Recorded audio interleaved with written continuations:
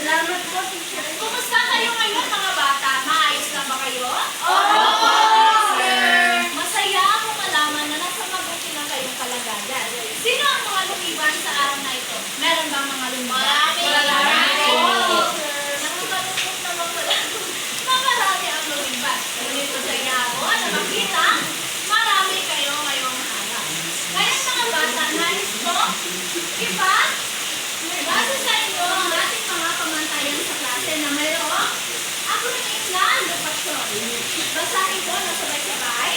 Linis at maayos ang silid-aralan. Oras ay ginto. Kooperasyon at pakikipagtulungan. Alam ang mga patakaran. Sigla at aktibong pakikilahok sa klase. Yaman ng kaalaman. Order at disiplina. Nagkakaisa tayo. Maliwanag ba ang mga pamantayan sa klase? Opo, Meron ba kayong gustong pinagdag? Wala po, teacher. Maasahan ko ba ang mga pamantayan na ito sa inyo? Opo, teacher. Nakakalimutan. Ngayon mga bata, meron ako ipapakitang larawan sa inyo. Batay sa larawan na ito, ano ang napapansin niyo? Lloyd? Nakikita ko po, teacher, na may mga iba't ibang mga bansa. Tama po si Lloyd. Ang larawan na ito ay meron sa mga iba't ibang bansa. At dahil sa Lloyd, makakatanggap ka ng star mix galing kay Pilipinas. Thank you, teacher. Ano ba ang napapansin niyo sa larawan na ito? Elmer? Yan po ay isang mapa, teacher, na kung saan makikita natin ang iba't ibang lokasyon ng bawat bansa. Tama po si Elmer. Ito ay isang mapa na kung saan makikita natin ang iba't ibang lokasyon ng isang bansa. Kaya dyan, Elmer, makakatanggap ka ng star mix galing kay Pilipinas. Wow! Mga bata, gusto niyo ba ng aktibidad? Opo, teacher. Handa na ba kayo sa aktibidad na ito? Opo, teacher. Kung tatanong ako, handa na ba kayo? Ang isasagot ko po ay, handa na po kami. Maliwanag ba? Opo, teacher. Handa na ba kayo? Handa na po kami. Ang tawag sa aktibidad na ito ay bukuhin mo ako. Pero bago tayo magsisimula, ay meron ako mga talangan ng pulong dito.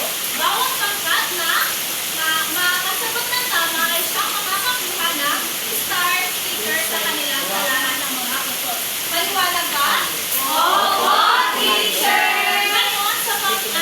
Ngayon, bubuhin ko muna kayo sa dalawang pangkat. Para mas madali, ito ang pangkat una at ito naman ang pangkat dalawa. Ngayon ay gumawa muna kayo ng malaking bilog. Sa pagbilang ko ng 5, dapat nakagawa na kayo ng isang malaking bilog. 1, 2, 3,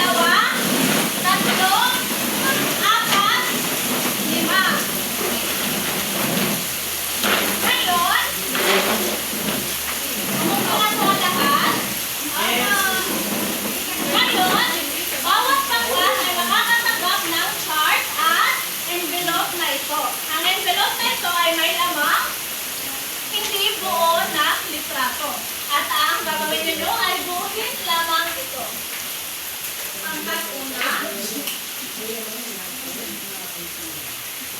At ito naman ang para sa pangkat dalawa.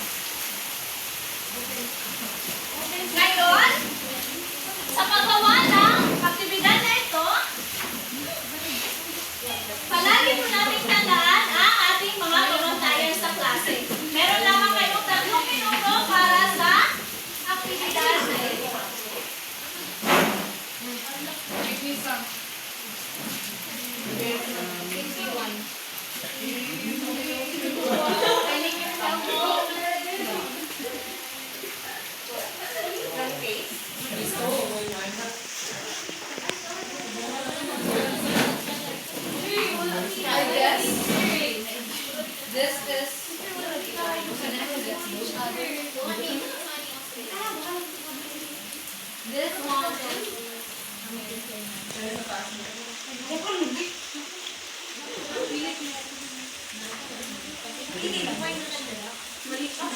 Kami ang pinalo kayo!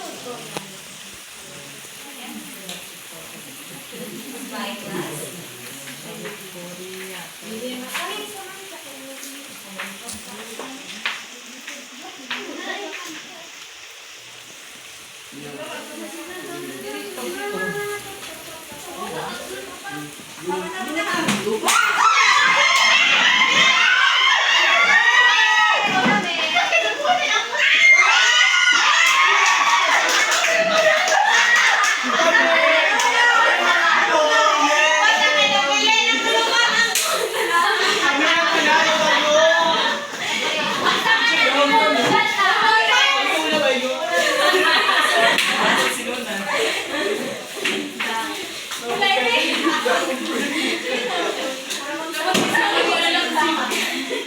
Dapat na sinusunod ko.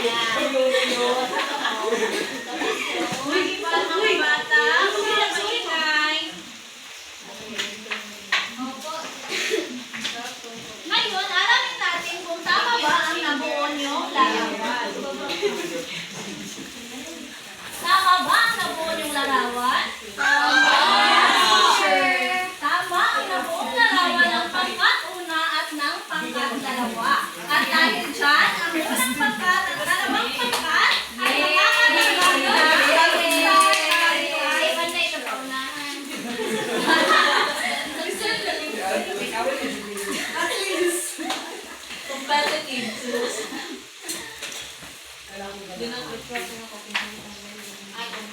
Ngayon, meron ako mga tanong batay sa nabuo niyong larawan.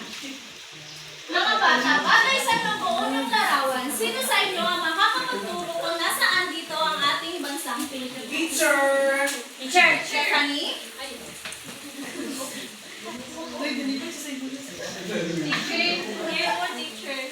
Tama ba si Stephanie? Tama!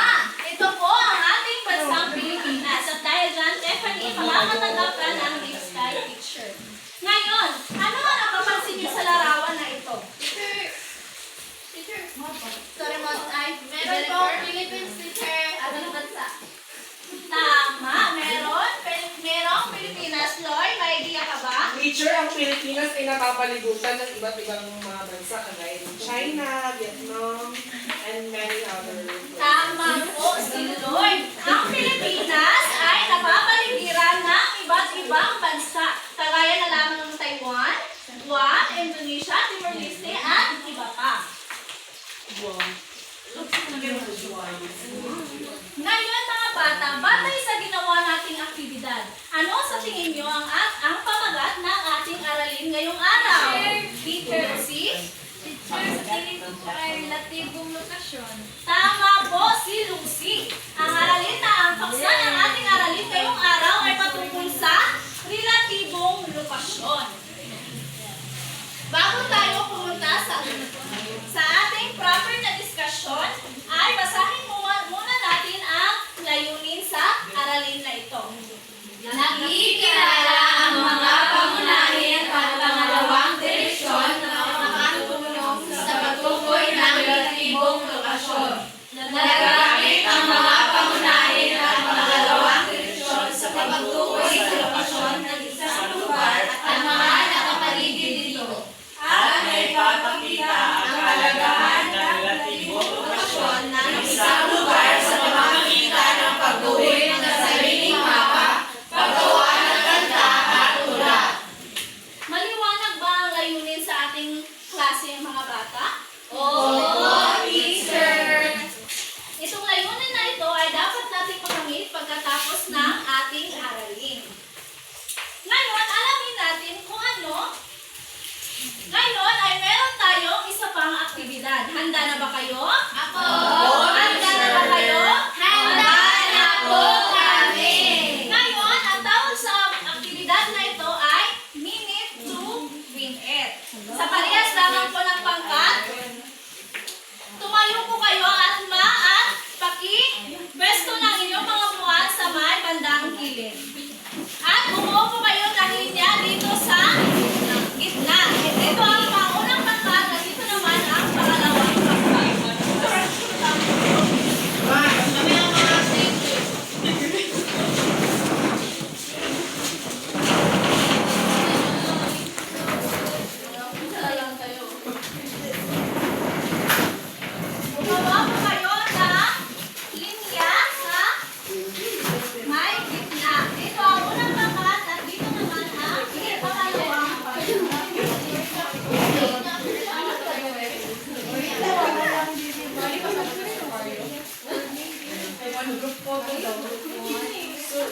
Mga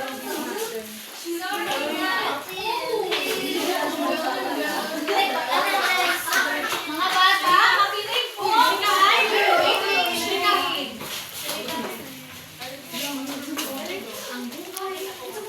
Sa aktibidad na ito, meron lamang kayo 1 minuto.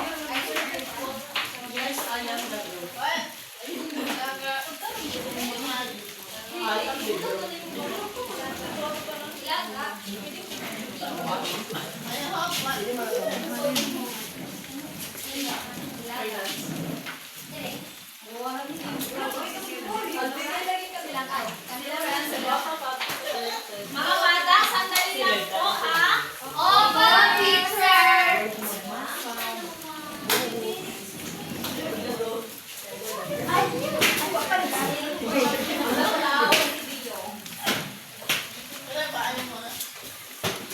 Ay, ako ito. Saan ang pangkat una? Here! Gumawa po ng liga. Ang pangkat dalawa? Makinig po ng mabuti sa akin, okay? Ngayon ay meron akong 2 bote dito. Ang gagawin nyo ay i-flip lang ang bote na ito. Makinig po muna kay Binibining Sherlyn. Ito ang sa pangkat una. Pangkat una. Ngayon ay meron din akong box dito. Sa loob ng box na ito ay may iba't ibang lugar na nakabahagi sa Hilaga, Silangan, Kanluran, Timog, Hilagang Silangan, Hilagang Kanluran, Timog Silangan at Timog Kanluran. At itong mapa na ito ay magsisilbing gabay ninyo sa pagdikit na mga iba't ibang bansa na ito. Maliwanag ba? Opo, teacher! Timog sa Ilaga, Silangan, Kanluran.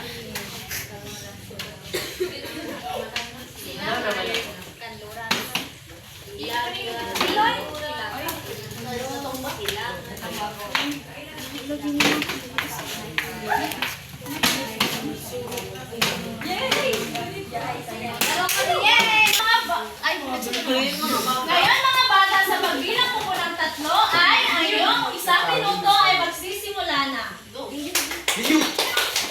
Isa. 3, 2, 1, go!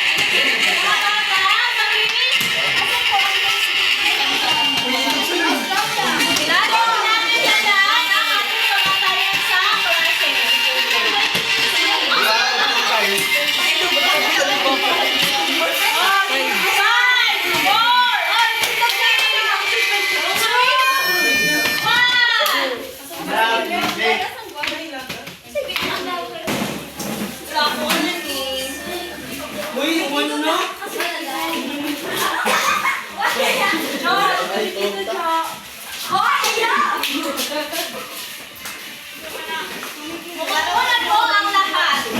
Balik po kayo sa inyong original na upuan. Tama na, sir. Bumalik na po kayo sa inyong original na upuan. Original na, original.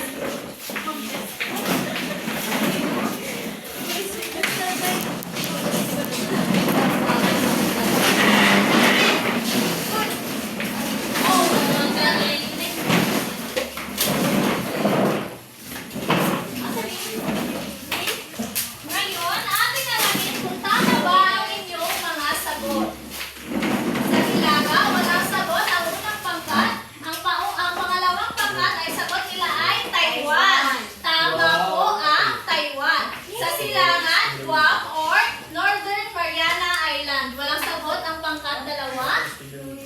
Mali po ang sagot ng pangalawang mali Guam. yan.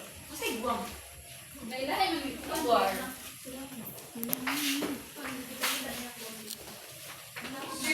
Sa kanluran, Brunei.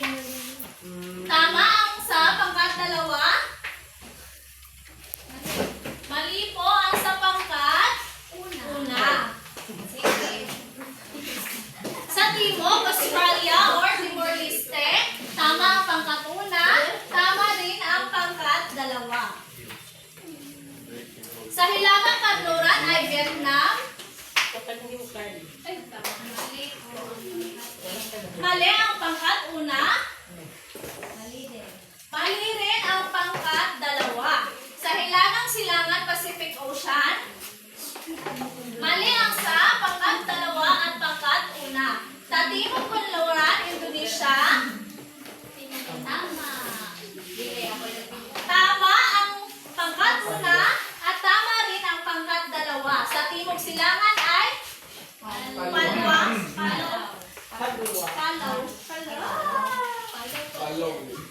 Timog Silangan, mali ang pangkat una at mali rin ang pangkat dalawa. Pero okay lang po yan. Since ang lahat ng grupo ay participate, kayo ay makakatanggap ng star sa inyong talaan ng mga puntos.